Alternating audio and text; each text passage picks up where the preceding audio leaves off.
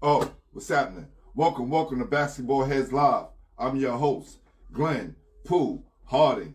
And tonight, we have a very special guest. This basketballhead is a hip-hop legend from the legendary hip-hop group Brand Nubian. Who can forget the classic albums, All for One, and In God We Trust? I remember being in college with my teammates on the road, listening to their albums and their songs, dissecting the lyrics, and getting a lot of knowledge I wasn't getting in college we got from those albums. Real talk.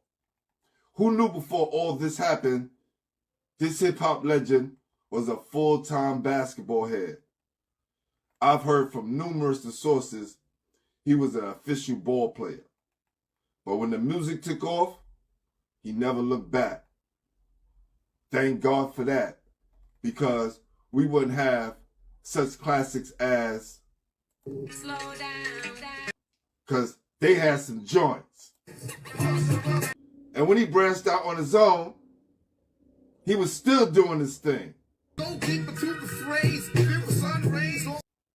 Gets even deeper, because every time he jumped on the joint, it was banging. Listen, brother and sisters, if y'all know what's going on right about now, I'm telling you, this basketball head, when this verse came on, you already know the bars will be official.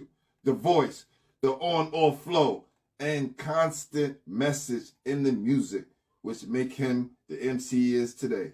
So, without further ado, help me welcome to the show, hip-hop legend from the Legendary Group Brand Nubian. New York City, show your boy some love. And welcome, Sadat X. Y'all ready? Y'all ready?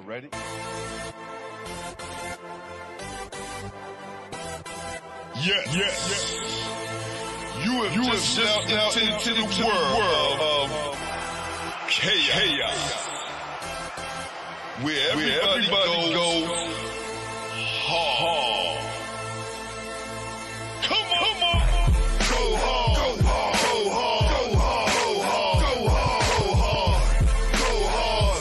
Or go home. Never back down. You gotta hold your own. Go hard. Go hard. Go hard. Go hard. Go hard. Go hard. East Coast. Go hard. West Coast. Go hard. Midwest. Go hard. Dirty.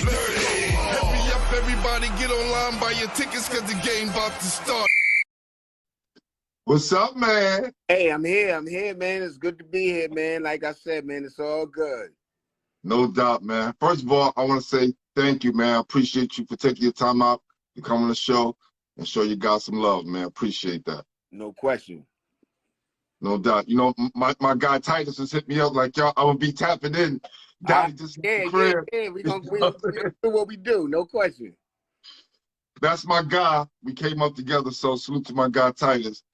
You know, another thing I want to say to you too, brother, is when I was in college and you guys dropped, though your album was everything, and we listened to it from front to back, right? The All for One joint.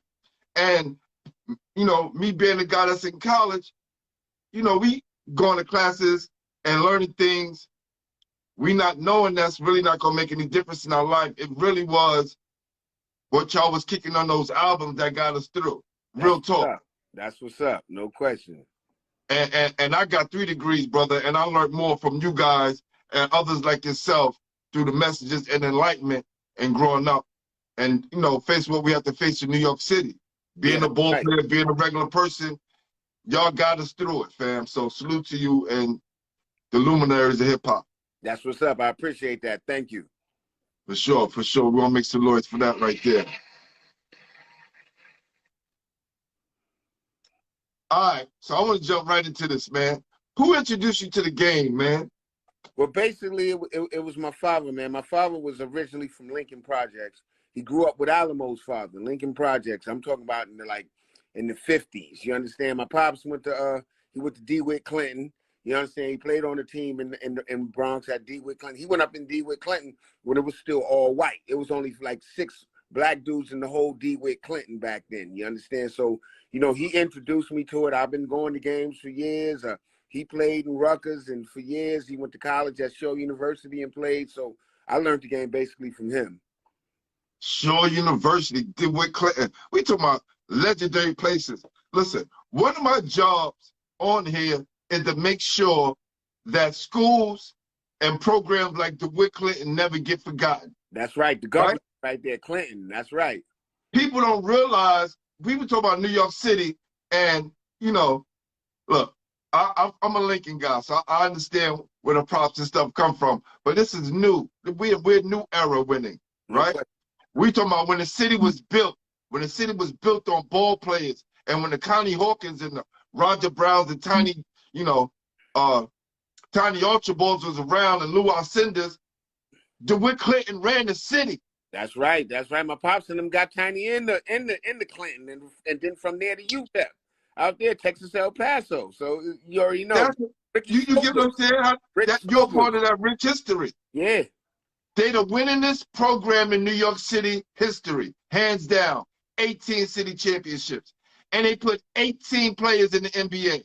That's right. Clinton was a beast, boy. Definitely. Salute to DeWitt Clinton. Salute to your dad, man. Yes, for sir. Sure. No doubt. So you originally, straight up, uptown guy. Yeah, right off the bat. Originally from the Bronx. Lincoln Peas. Yeah, my pops from Lincoln Peas. Originally from the Bronx. Went up to New Rochelle. Came back to the Bronx. Lived uptown in Brooklyn. So I've been all over. So whenever I followed ball. Wherever I was at. Yeah, man. Because all the Brooklyn guys, so I'm close to, they all know you. You know, you stay around the block. So when I saw you that day, I was like, oh, you right in the hood. This is easy. Right there from, you know, and like I always followed them Brooklyn boy, because see, Brooklyn had that bully ball. Like from people like they know Charles Jones, but LJ was a bully. His brother was a bully. And if he could get into your head, he'd get into your head, and he'd do that all game, and he talked a lot of shit, but he backed it up. That's that Brooklyn bully ball, no question. Wow. So when you was coming up at Lincoln Projects, right? Who was like the best guy in the neighborhood? Who was the best guy where everybody was go watch and play? Well, by that time, I was coming up in New Rochelle. My papa, we moved up. Okay. So I was playing with the church.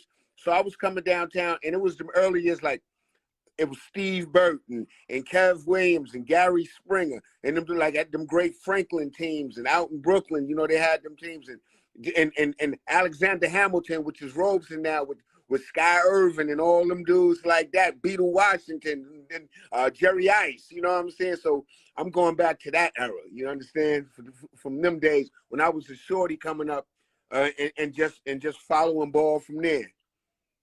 Who the hell knew that legendary MC Sadat X, back then Derek X, was playing Riverside Hawks? Oh yeah, I was Riverside from the beginning, man. Like I said, my father, he was from Harlem, so he played ball. He took me over to the Riverside program. I played under Ernie Lodge. Like, he wanted me to go to Tallentine. I didn't want to go to Tallentine because all my people was there. Greg Rock, Paul Rencher, who was Terrence Rencher brother. You understand? Yeah. Claude Ferdinand, who went to James Madison, Keith McMillan. You know, even before them at Tallentine. So you knew John Johnson and all that? John Johnson, Gary Voice, you know, I'm all the Smiley, all them boys, man. Definitely. Yo, let me tell you. All of them. You blowing my mind right now, because I said you were supposed to be the first guy on. So when Capone came on, I wanted to talk because he's Capone. Because, you know, I need to see. I'm a ball player. I need to see.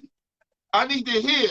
I need to hear those parks and those names. Oh, yeah. And the names that you guys are spitting out in the parks and places, you guys was part of the circuit. You're a part of it.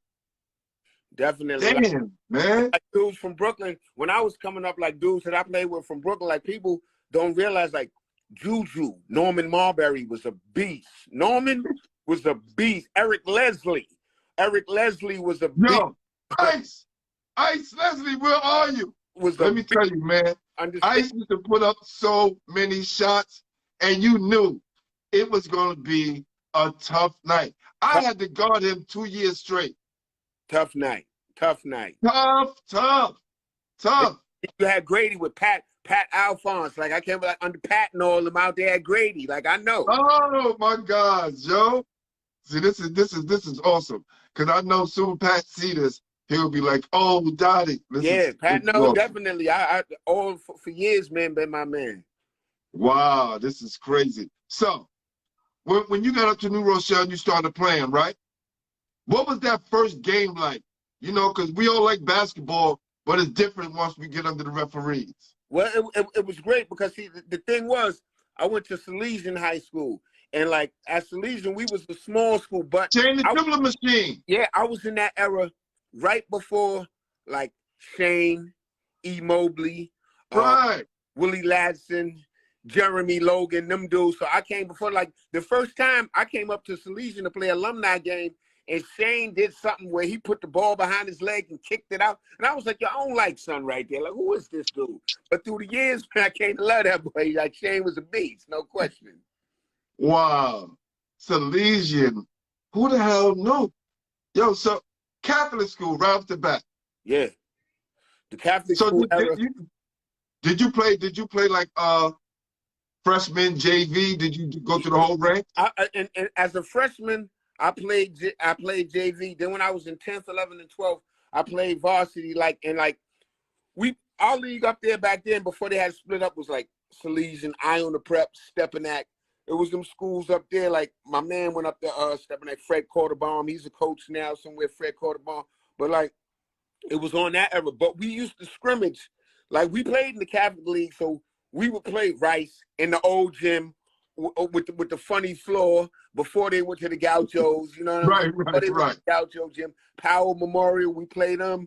But they had Big Mel Kennedy who went to Mel went to Virginia. So you know, like we definitely played. So it would always be an experience because I played Riverside Church. So I would tell and that small ass gym, if you're gonna run into a pillar. I would tell dudes before we even got downtown, look, that gym is mad small. I'm gonna tell you they're gonna press.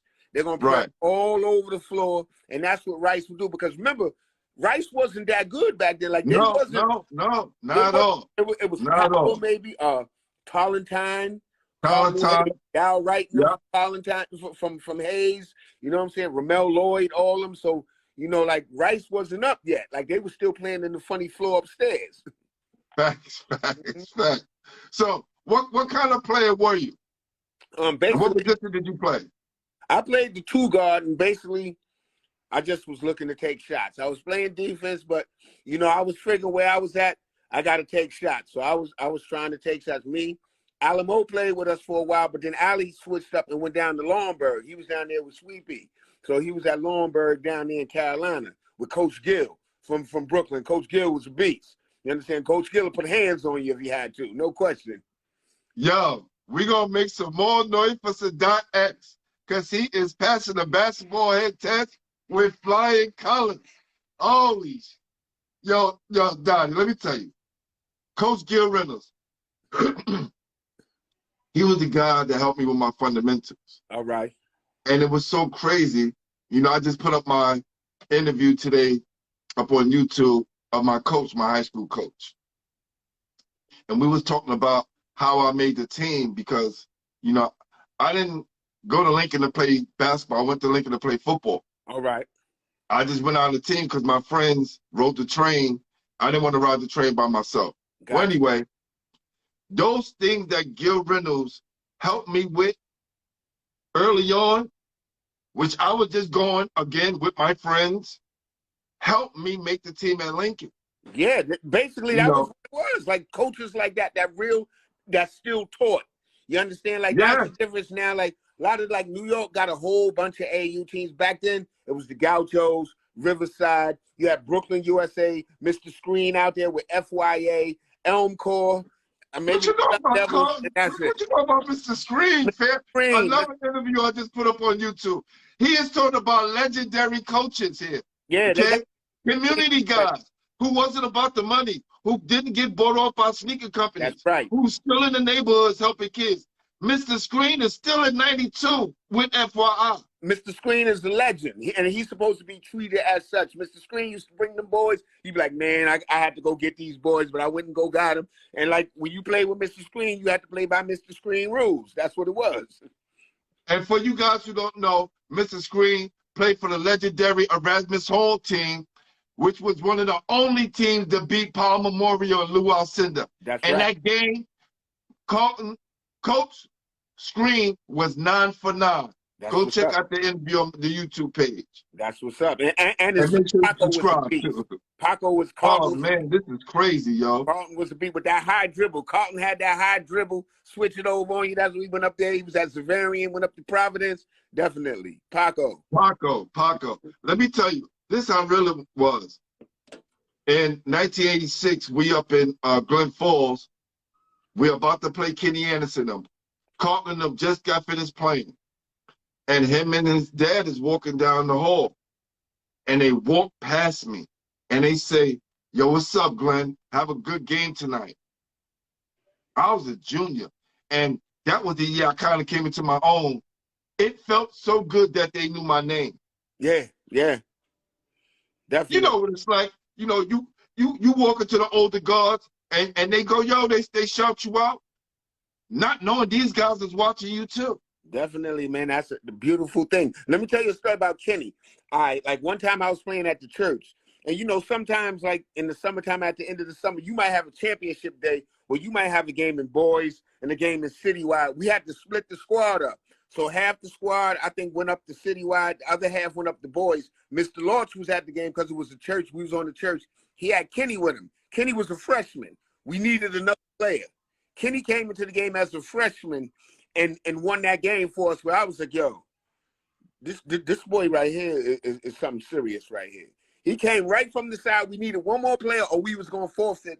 Lord said, give him a jersey. We gave him a jersey, and Kenny went in there and did. I was like, God, man, this boy right here, unbelievable. Word. He was, man. He was. Yeah, we faced them in the state championship up at Glen Falls, and we was banking on everything. We couldn't believe that his coach kept him out the whole first quarter. Yeah, that's we was what like, he do that, Jack. And he yo, said he was forced to do that. Like he used everything he could. He said, I could have started him, but I wanted to do that.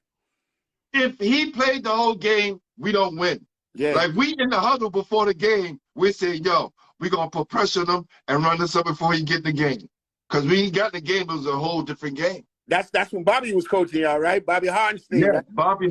Yes, sir. Yes, sir. I know.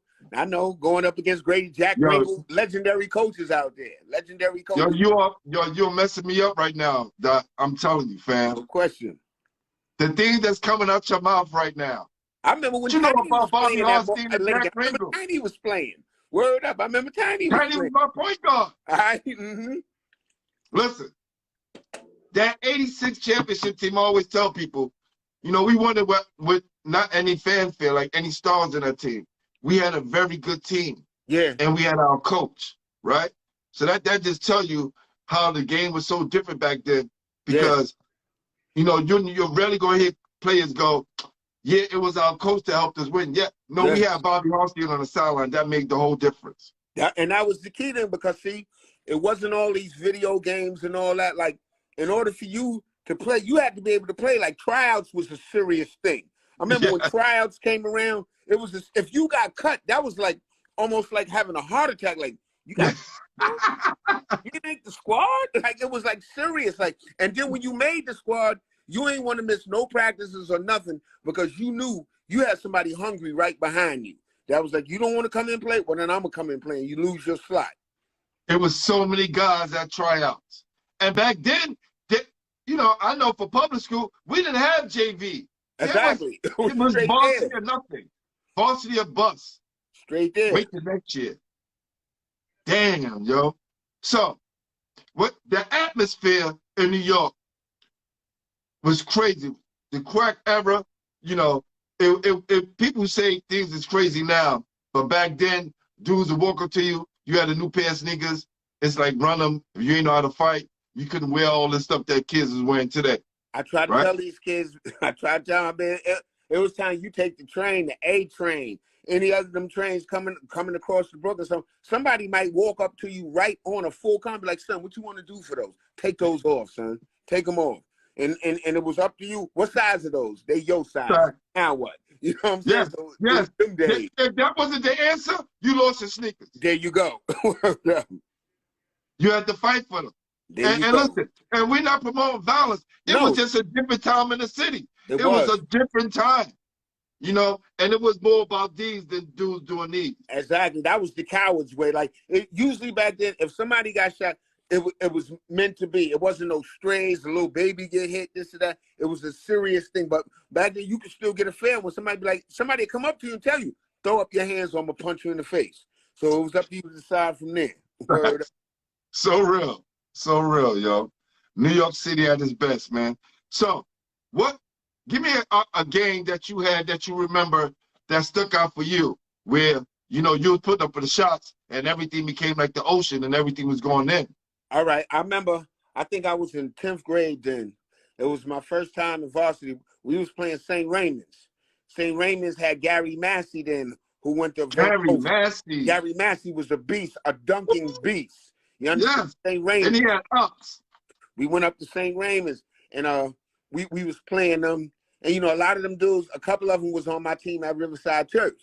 So, you know, they was already talking on the sideline like, yo, man, you up here with these dudes. Y'all don't look like y'all got it. And we didn't win, but we gave them a competitive game. And I really played a good game that time. And I think, like, from then, I started earning my respect. And then I was able to go downtown, be on the travel squad. See, that was the thing in the AAU. You could play on the regular team or you could get on the traveling team. You wanted to do the BCI in Arizona. You wanted to go to the Peach Jam in Atlanta, up to Oregon to the Night Fest. You wanted to do all that. So to be on that team, you had to really do something. And it was different because, you know, back then you had Broncos, Gauchos, Riverside. Those are the three that I remember. Every now and then, Brooklyn, USA was Ziggy. Right.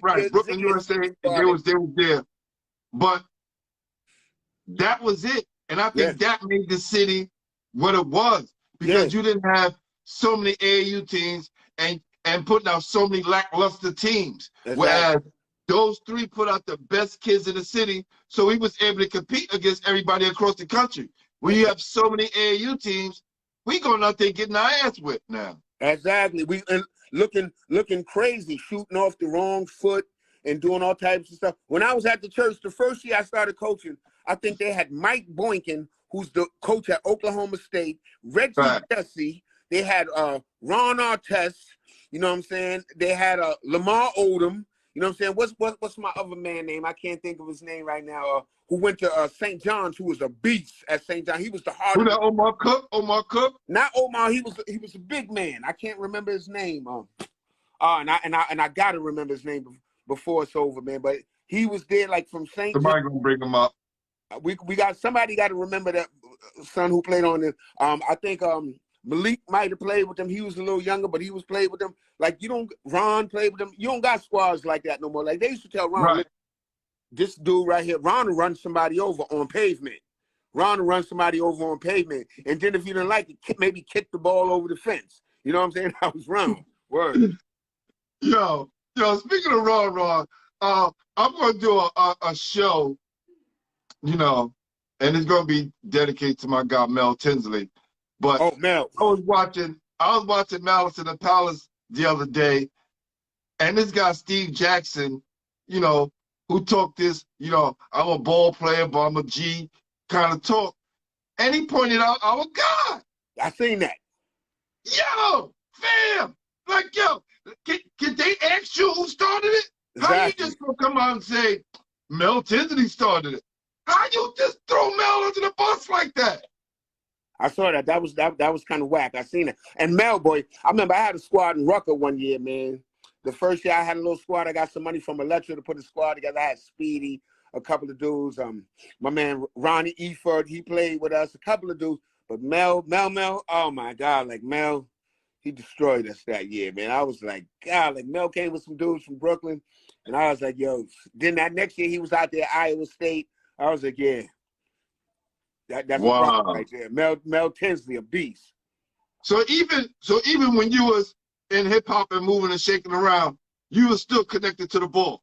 Oh, always, man. Like I was always connected with ball and ball dudes. Like that was my thing, man. Like coming up, you know what I'm saying? And that was always closely interwoven. Somebody hit me with Bill Singleton, Stevenson High School. Yes. With the leg, with the funny leg, Bill was a beast. Bill was Yes, the yes, yes, yes. sir. Billy No Singleton, yes, question. yes. Billy Singleton. No question. Facts. And people don't know at Stevenson, Dredrick Irvin, Kyrie's pop. Dredrick was a Oh, beast. yes, yes, yes. Went up to Boston University and became their #1 leading scorer. Dredrick was a beast. No question. When I was at MCI for my senior year, I used to watch Dedrick Irvin play and Reggie Lewis play.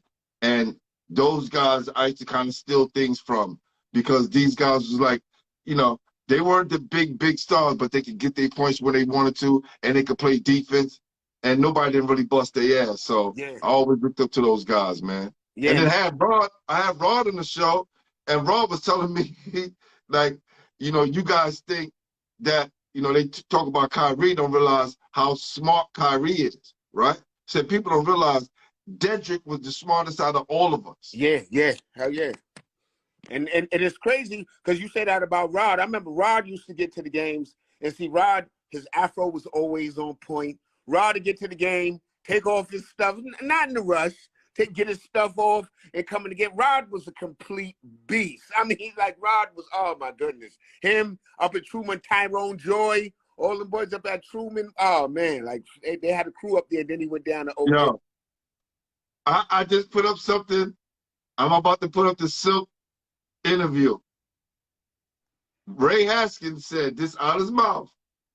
He said he's seen Tyroy Joy, Ross Strickland. He said he's seen his Cosell Brown, Beetle. He said I coached them. I seen Boo Harvey, Ron Edwards. He even go down to Ronnie Nunn, the former NBA ref, and his backcourt partner. He said what Silk and Spice was able to do their sophomore years, because these guys only played 1 year together, right? And their sophomore years, what they did to a lot of the opposing guards throughout the city was crazy. Because the next year Silk got shot, and then the next year after that, Spice was ineligible. So they only really played 1 year together. That's right. That's right. No question. And he said these guys, from his eyes at that time, the best backcourt that he's seen, and I was just blown away. Like, wow, man, I can believe it. Didn't you have like a lot of people like they had Boo Harvey, but then they forget about Doug Harris. Doug Harris was a beast there. Doug Harris made first team All City that year. His picture was in the post with the 5. Doug Harris was a beast over there, Jack. Yes, I put that up. Listen, Doug right now, I'm trying to get him on the show. Yeah. I told him, I said, I'm coming to Queens to get you, Doug. Yeah, you got to get He's like, Doug. Cool. I know I'm trying to get this whole Instagram thing straight. I said, Doug, I'll come to Queens to get you, fam. Yeah, Doug was a beast. We're going to make that happen. Mm-hmm. For sure. Wow, this is crazy, man. So now, what player did you play against to let you know you had to get better? All right, players that I played against, and I had to write them down.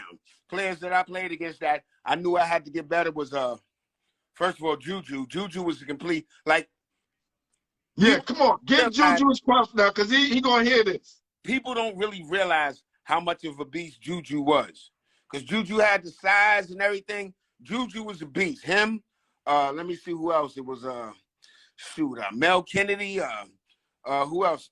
Glenn Grant, who went to Spelman, who went to Iona in the backcourt. Glenn Grant was a beast.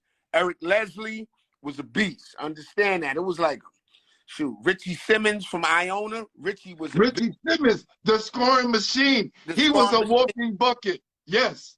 Jeff Shepard from Kennedy. Jeff Shepard was a beast. Understand that. Jeff Shepard, you know, like dudes like that bring me back, man. It was like, yo, like when I played against them, he used to be like, yo, I got to work on my game. I remember one year, Loughlin, they came a little bit after me. They had Selden and Sherwin in the backcourt. Yes. Jefferson and Sherwin Anderson. That was a beast backcourt that year. I was like, woo. No, you are one of many people who come on and talk about Selwyn and Sherwin. They was a beast together. They won the state championship as well. Yes, they did. They was a beast together over there at Loughlin. Mm-hmm. Damn. James Major. People forget James Major. Mm-hmm. Yo, Dottie, I'm going to send you, please, Go on my YouTube page. You're going to be in basketball because I got the James Majors interview. I got the Jerry Ice Reynolds interview, right? That's up there. Listen, Rolando Blackman was second team All-City at Grady and got to play in the Big 8. That's never happening again. Yeah. Kansas State. You know what I'm saying?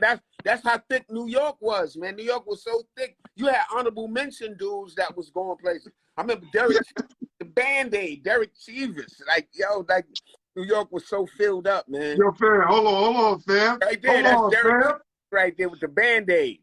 Derek Chivas was my roommate in the Empire State Games. Wow. Let me run off the team. Myself, Ross Strickland, Boo Harvey, Dow Middleton. Yes. Eric Johnson, Vinnie Johnson, brother. FDR, B. Yes. He knows. Look at this. FDR. Dwayne Shake Martin, FDR. Yeah. They don't know. People don't know. They see him acting. They don't know. They don't know. They don't know.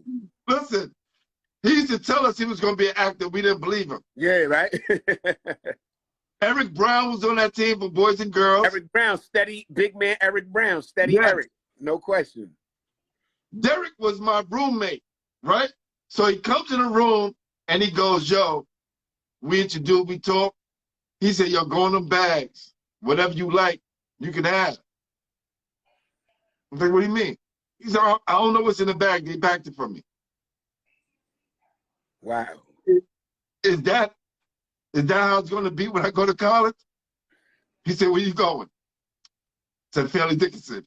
He said, probably not, but you got a chance. Yeah, if you want to come down to Miami with me, no question. What was my man name, though, who, I'm mad I can't remember his name because he just passed a year ago of COVID, but that was my man. He played in the backcourt of boys, Mo Kirby. Mo Kirby. Listen, before I'm going to get off this, but the last person that was on that team before I get up to Mo was Prime Minister Pete Nice from Columbia. Yeah, all right, Bishop Ford. Yeah. Yes, he told us he was going to be a rapper, Doc, and we was like, get out of here. His coach, Ray Nash. Next year, he had the whole team in the back of the third base album. Exactly, no question.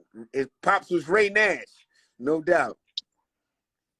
Yo, fam, you got to come back because you already know. Basketball head. I'm telling you, and my man Mo Kirby. See, I like Mo because like Mo, he had that Brooklyn part right down the middle. He had the gold tooth, and he was always talking a lot of shit. Yeah, you niggas can't guard me, man. Don't put the ball on the floor. I'm gonna take that. That was Mo shit right there, no doubt. Mo Kirby, Miss Mo. Mo and I came up battling Lincoln boys. And even in the summer league, when he come in the Breeboard, we would be battling and going against each other. We were such close friends. And when he passed away, that hurt me dearly. Yeah, it hurt me too because he was doing parties and he booked Brand Nubian for a lot of parties at the Masonic Temple out there. And I was always good with Mo. So when he passed, man, that hurt me, man. No question. No doubt, man. No doubt. Mo, I cried like a baby. Yeah, man. That was real. Because we were supposed to be going to Philly. The summer he passed, we were supposed to go to Philly. I was supposed to be helping him coach, and then we was going to run a free camp for kids. Wow. Right? And we didn't get a chance to do that.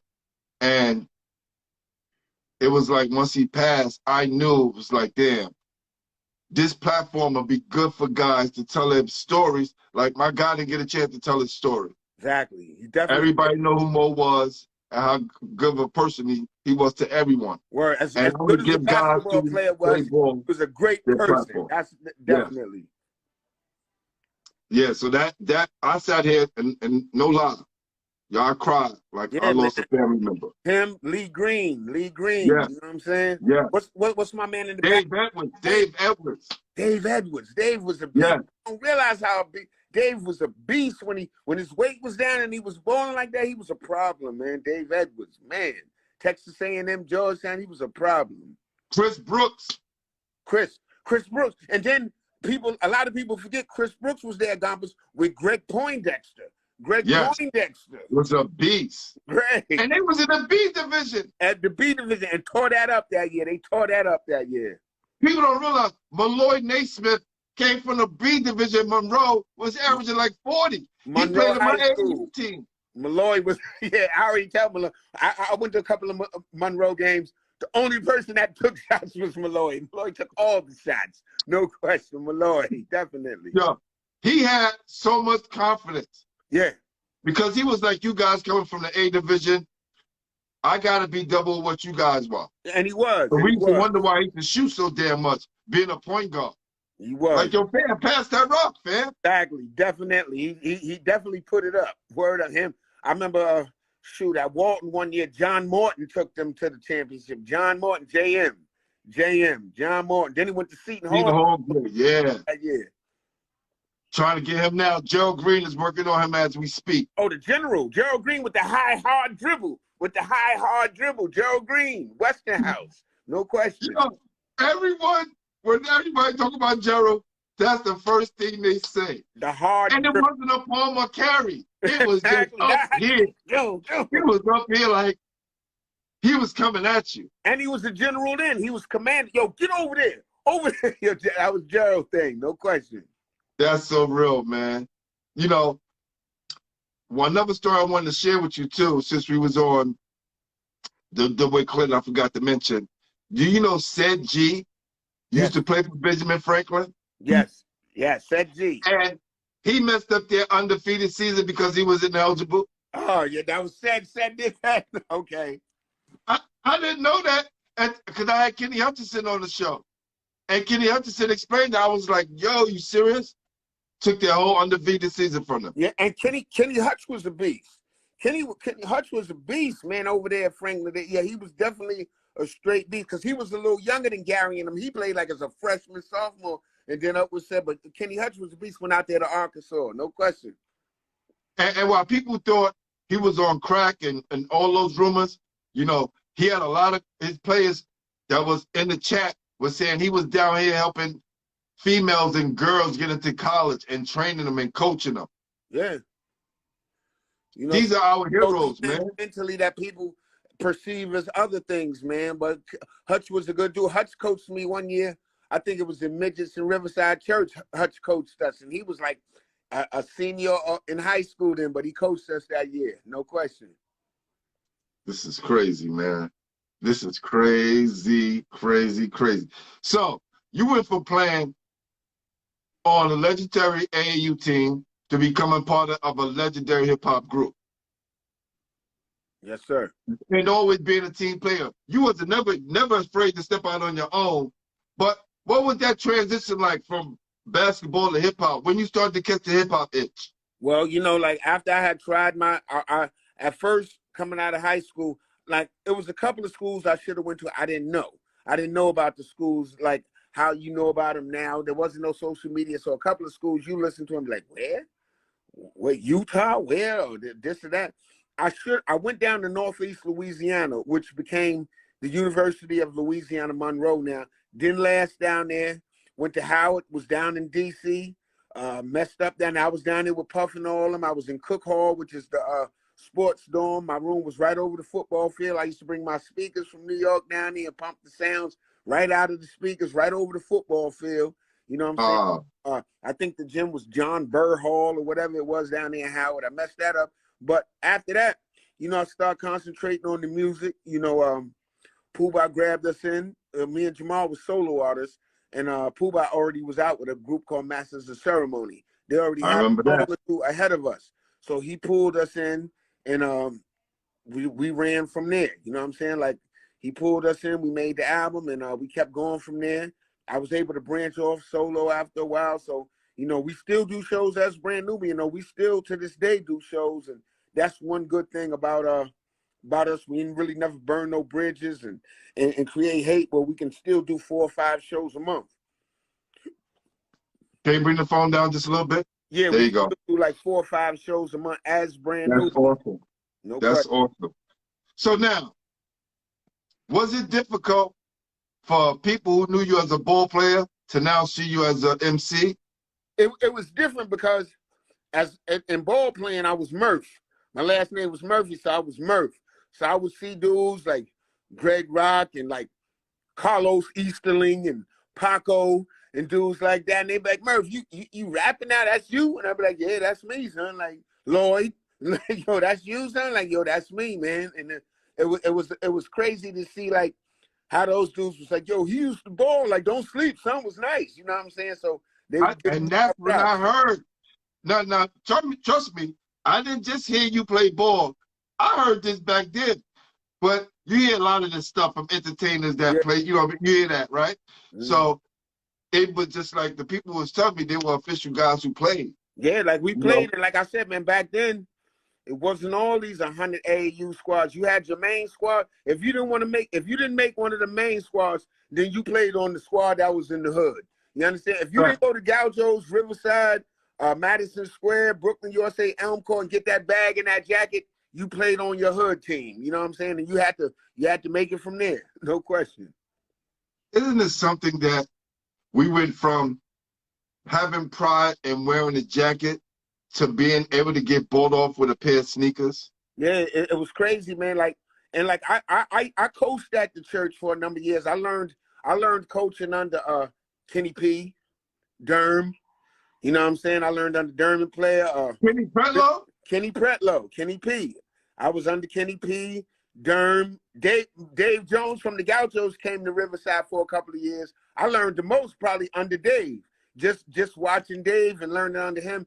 And after a while, man, I stopped because it became a hassle. Like, it became like everybody think their kid was the greatest. And I would get more flack from the mothers. The mothers about these kids, these sneakers, these sleeves. They'll come looking the part. You understand? Then do a move. Yo, I used to get into it because the kid would come to a move. Hold on, Donnie. He said the parents about the kids, the sleeve. And everything.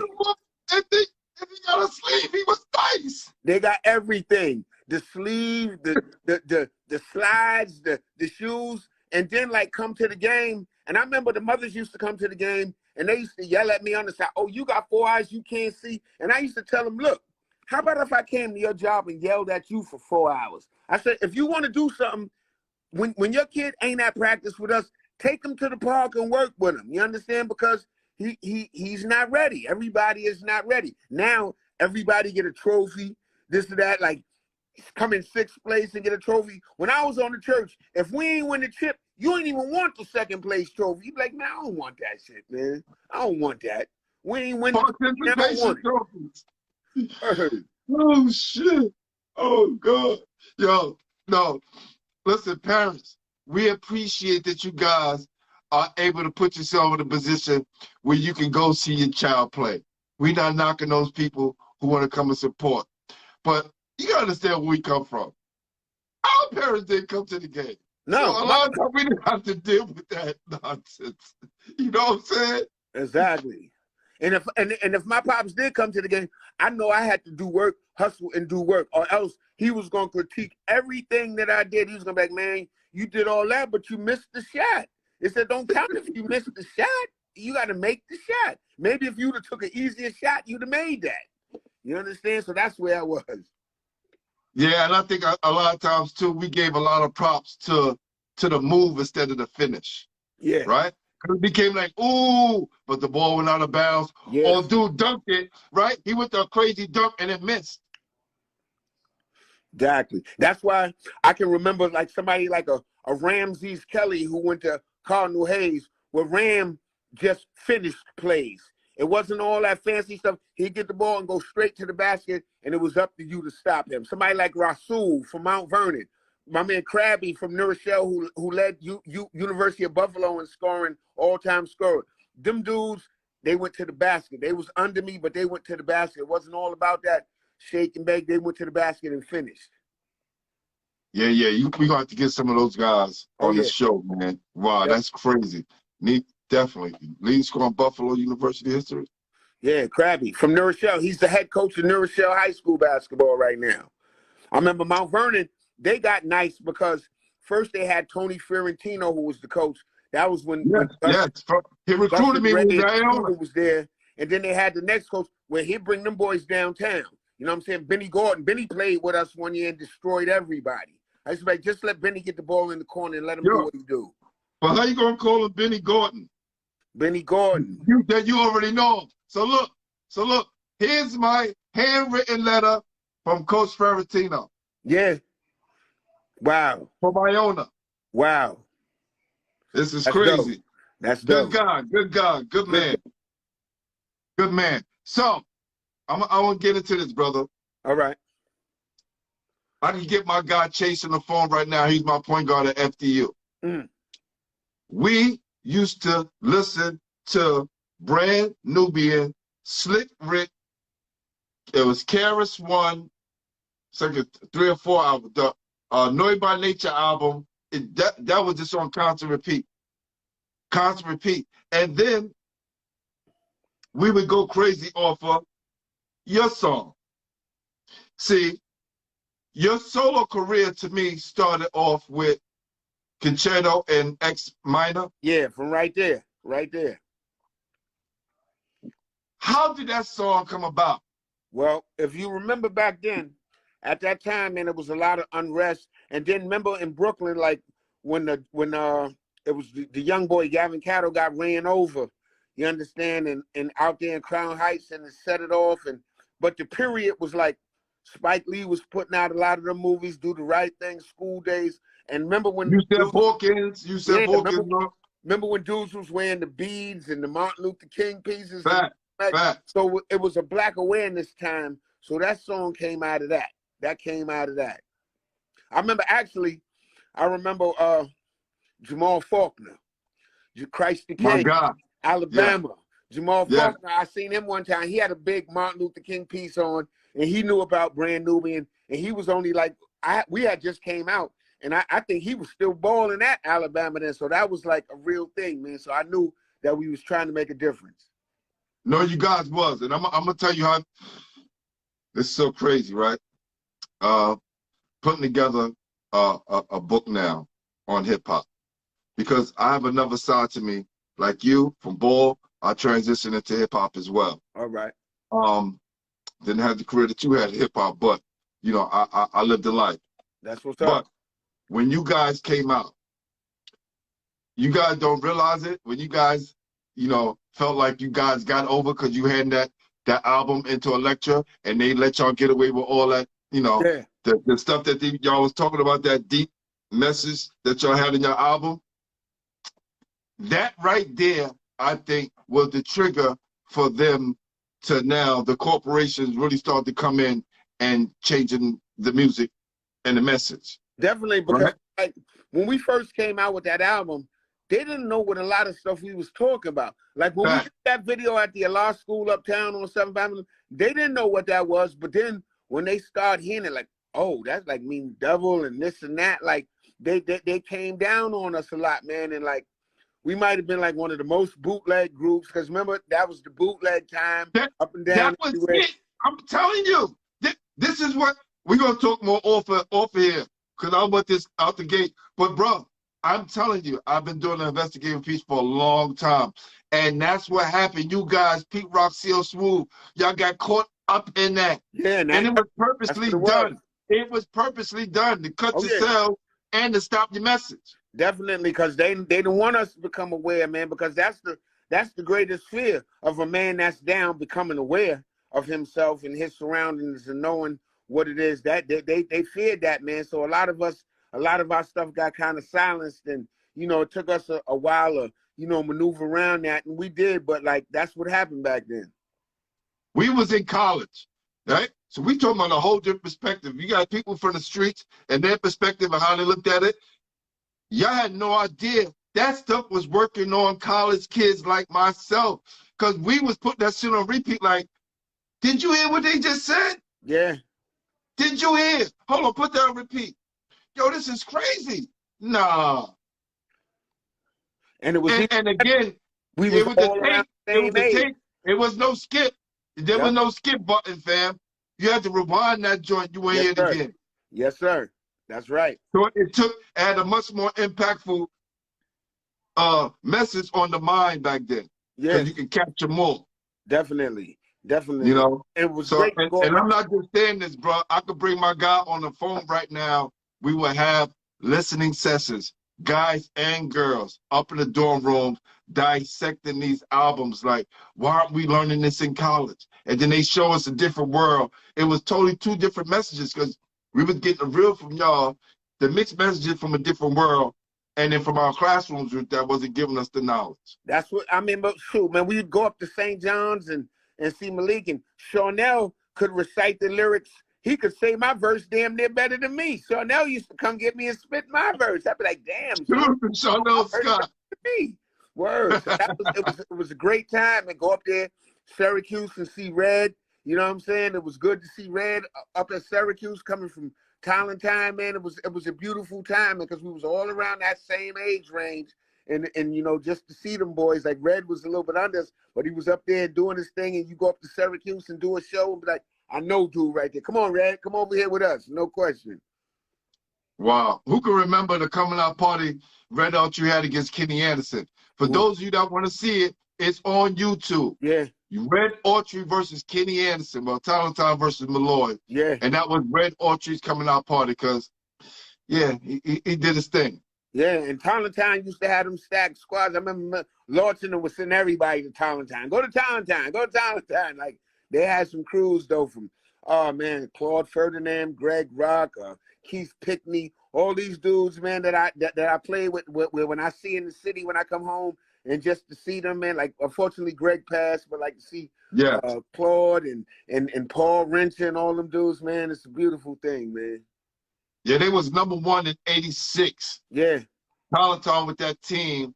And then Jackson, who weren't good at the time, but was #2 in the city because they had one player, Lloyd C.P. Daniels, who changed everything. Yeah. And I've never seen this before, X. We played in the Gobbler Classic.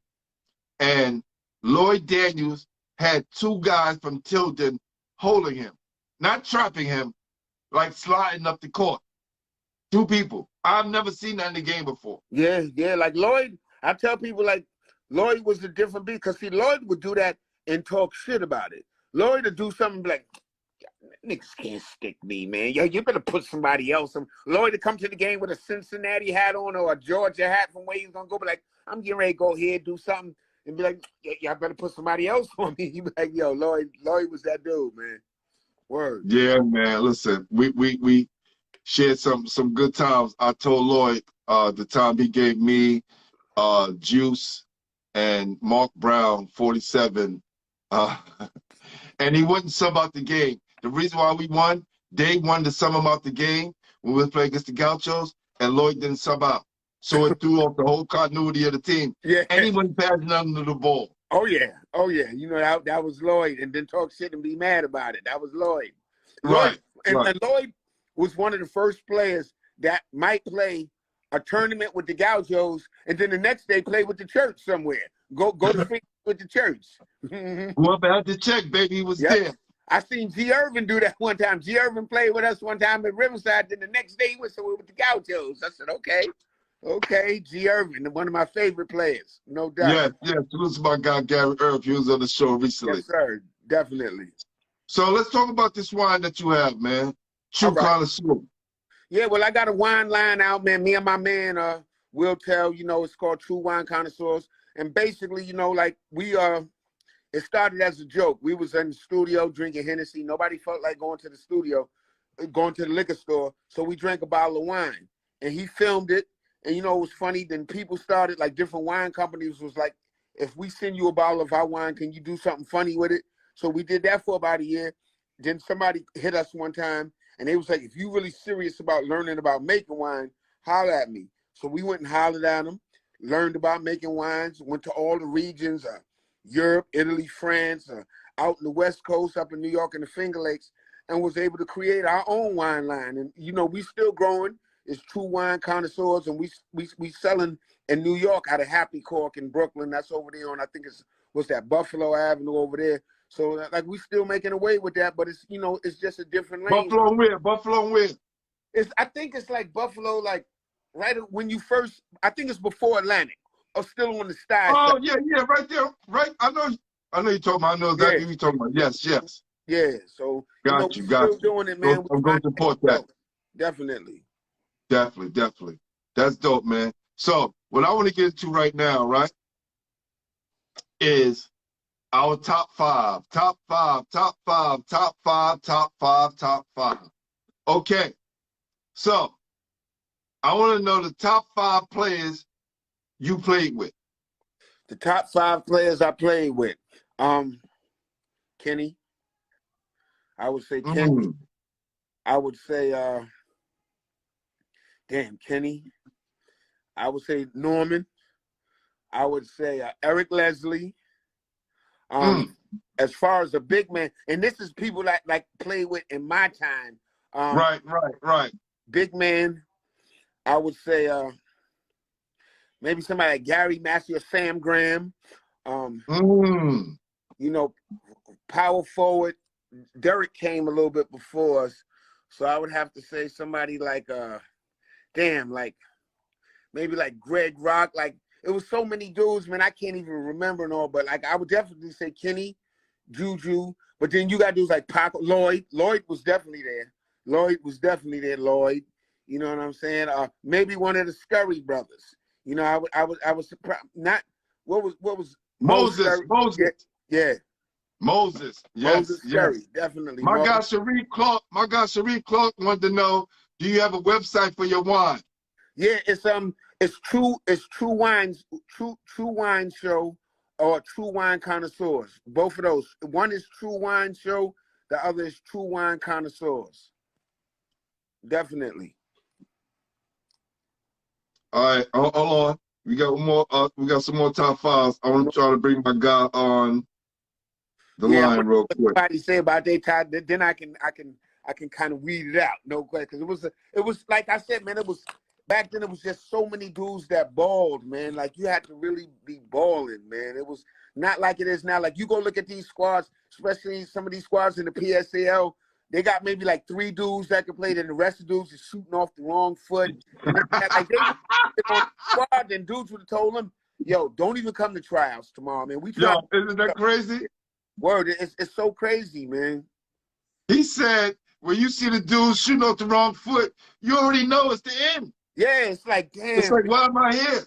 Man, like you couldn't, when I played, you couldn't do that. Like it was such competitiveness where you had to come ready. Tryouts was like, oh man, tryouts was so crazy to go to a Gaucho tryout or a Lincoln High School tryout. Imagine a Lincoln High School tryout with the history behind Lincoln.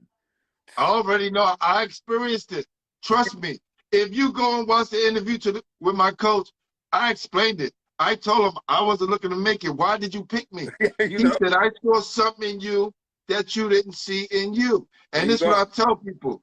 You can't replace a great coach. He sees things that you're not going to see at the time. You can't. Like nowadays at a lot of these schools, they get like the history teacher. They'll put up something, who want to coach the basketball team? The history teacher. Or Mr. Jones from science class. Like these dudes is not ball dudes, man. No, not for nothing.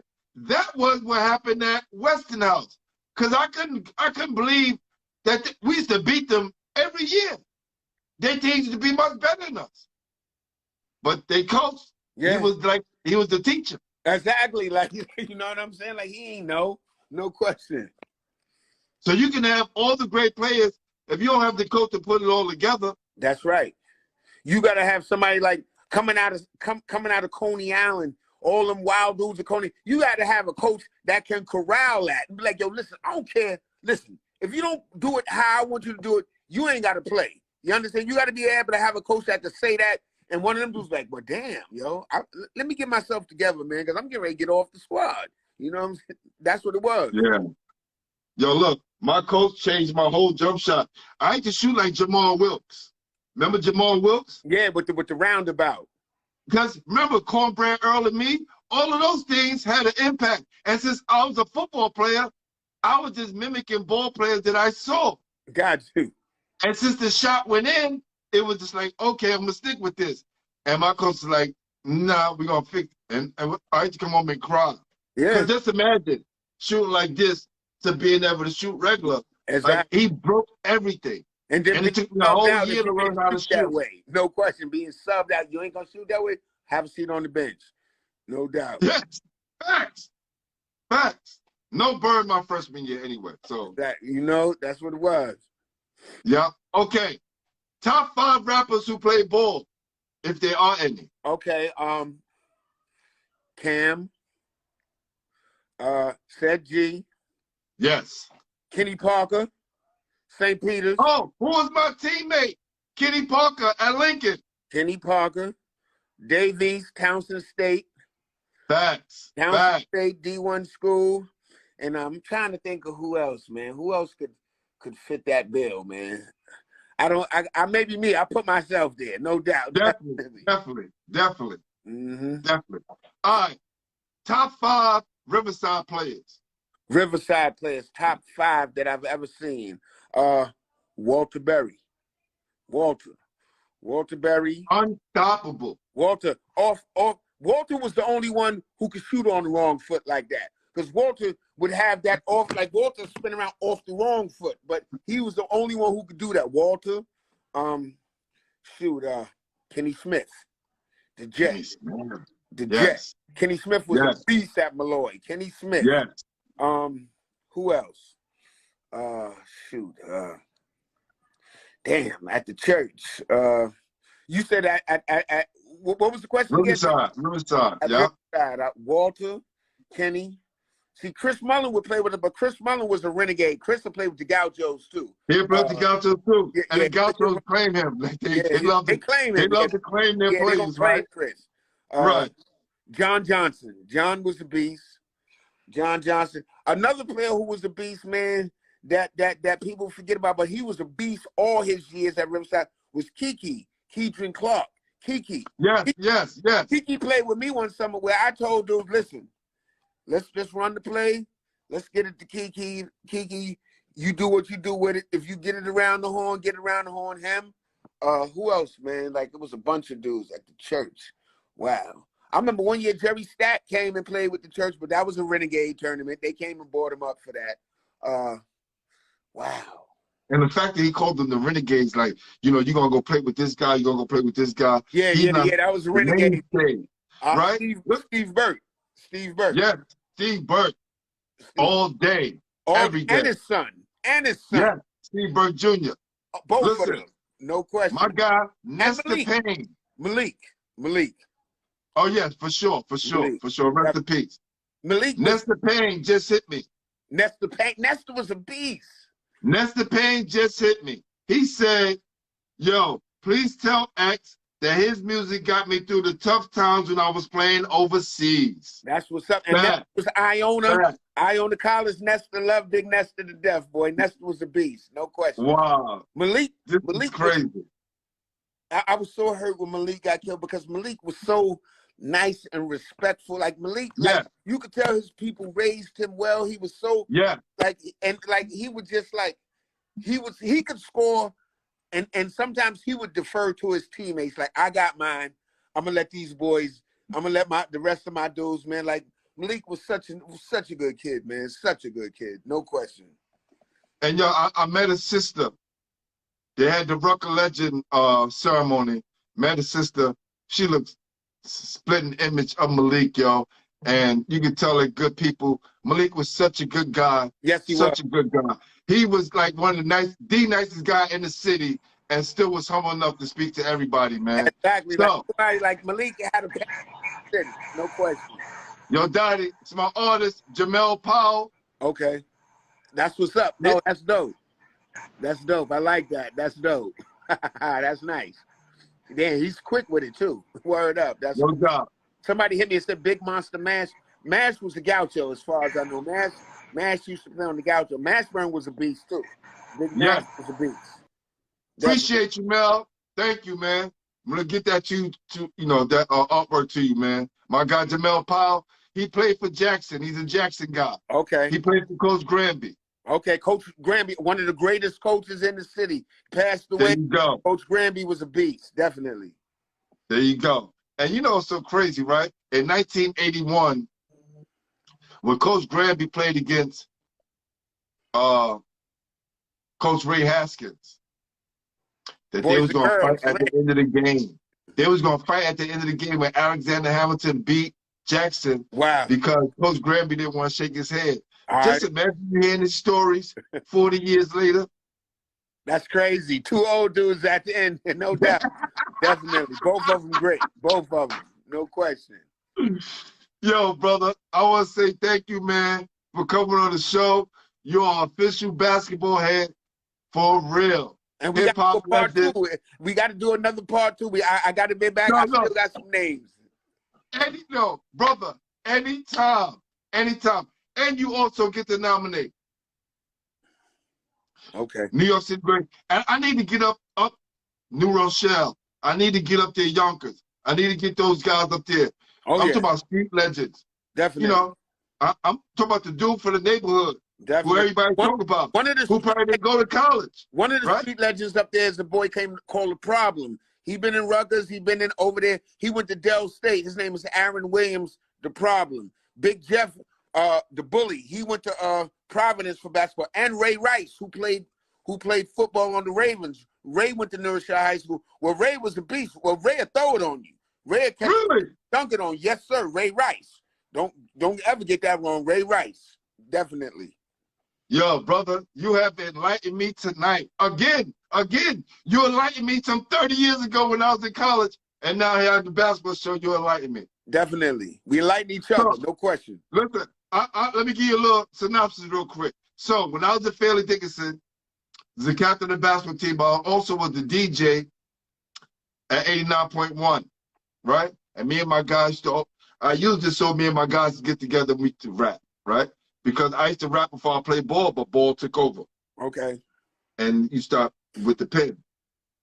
So as I'm leaving college, my guys, Rappers Fundamental, Easy Mo B, AB Money, JR, yeah. right? They doing their thing. They got the Miles Davis song that was out, and now Easy Mo B is producing for Biggie, and he's doing all these songs, Craig Mack, and we kind of slid right into that, and we was down with that whole Soul Survivor clique. So let's fast forward. My group was called The Nation, right? Because guys like yourself, KRS-One, Public Enemy, influenced us, right? So we was the next coming of you guys, but doing it a different way. Produced by Easy Mo B. Now, I remember a time when we was at 89 Tech 9 and NYU, and the Roots brought their whole band up to the radio station. With the drums. Remember? I remember, yeah. Yes. I remember And you came up here.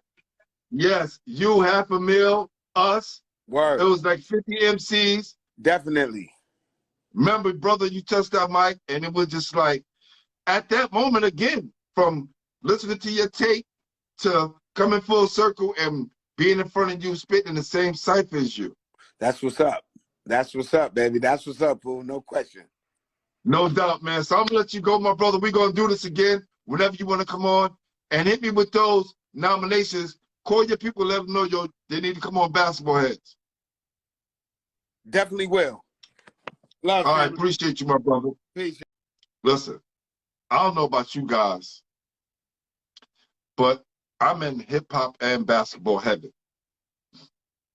I think when I transition, I'll be going to those places.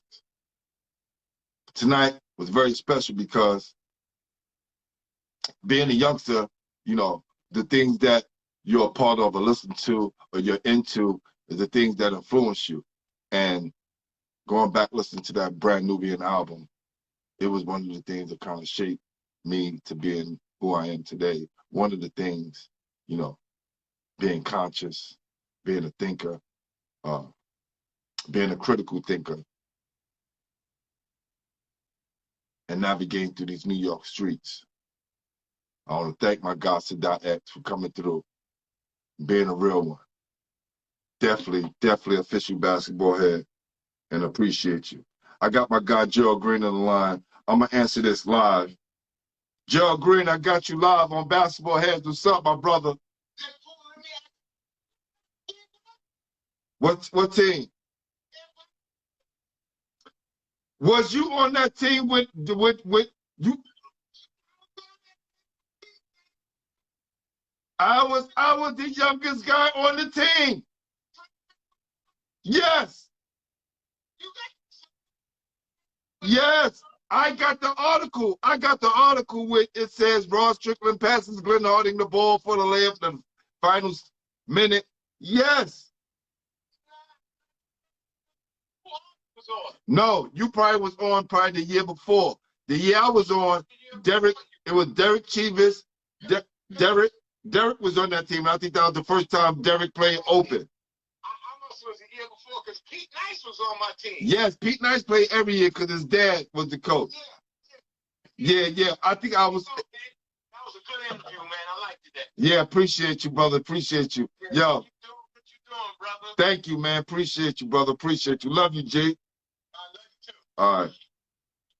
See, we all connected, baby. This basketball community, this brotherhood. I want to give a special thanks to my guy Nori at Drink Champs, because you inspired this, my brother. I know in the beginning, you know, one of the first things I used to always say is about Lamar Odom, but not realizing every man and every person has a choice to do what they want to do. But now people have a chance to come on Basketballheads and tell their story. So salute to Nori and Drink Champs and everybody that rocks on that show. I want to thank my guy Sadat X for coming through. Salute to Gerald Green for the call-in. Salute to my guy Jamel Powell for the artwork. I'm about to sign off. I'm your host, Glenn Pooh Harding. You watching Basketballheads, because we are the official home for New York City basketball. Let me see if I can do this right. If I can do this like this, right? There you go. Peace.